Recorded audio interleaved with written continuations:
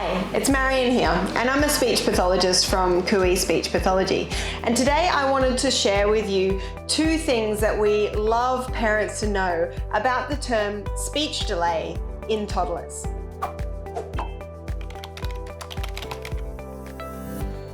So as speech pathologists, we don't actually use the term speech delay at all. There are two parts that we consider in a child's communication when we're looking at assessing what might be getting in the way of their communication. Let's go through them. So the two parts to toddler communication that we look at first as speech pathologists is the areas of speech and the area of language. So let's go through, what does speech mean? So when we're looking at speech, what we're looking at is the child's ability to produce certain speech sounds or articulate them clearly. And when a child is having difficulty with that skill compared to their peers, their speech is going to be harder to understand than others. So while they might be using long sentences and communicating quite a lot, their speech will be difficult to interpret, particularly if you're not familiar with that child. And so as speechies, what we will do is use pictures or play to listen to a child's pronunciation skills.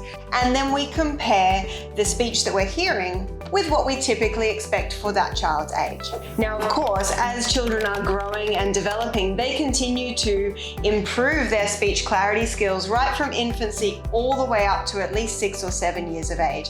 And their speech clarity skills will continue to change and grow and develop. And really, we know that a child might need support in their pronunciation skills if their speech is really difficult to understand. And there are certain stages of development where we can really kind of cross-check those markers as kids are growing. So at the age 3, age 4, age 5, we can compare their speech production and see if they might need support to improve their clarity. So the area of speech production actually has a really strong link with a child's future ability to learn to read and learn to spell. That link between our speech production and literacy is really important, and it's a good idea to get started on improving intelligibility if your child's having difficulty in that area as early as you can. So the second area that we look at when we're assessing a child's communication skills is the area of language skills.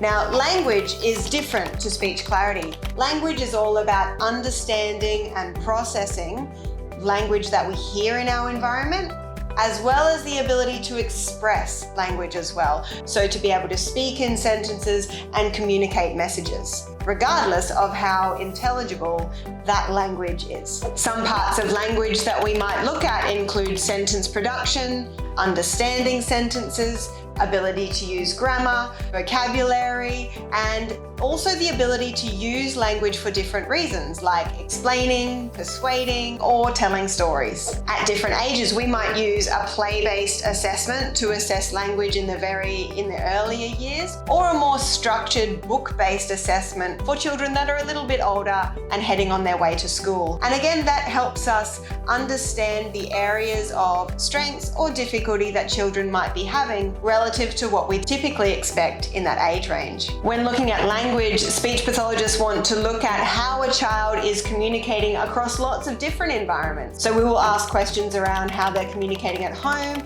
at kindy, in their daycare settings, with friends, with family, and in lots of different ways so that we can build a picture of what their current communication skills look like. So when we're assessing communication, we want to remember that all children are unique. And while we have some general parameters for what we're looking for, we also want to not hold too fast to milestones and recognize what's unique about each child's individual development, their environment that they're coming from, and the culture that they're part of as well. For children who are neurodivergent, who have medical diagnoses, who've experienced some sort of disruption in their life, or have other environmental or cultural factors going on, we want to make sure that the communication assessment integrates that information and provides an accurate and a realistic profile for that child uniquely. So if you're wondering if your toddler might be having difficulty with communication, I'd encourage you to think about those two areas: their speech clarity skills and also their ability to understand and produce spoken language. And by listening in that way, you will be able to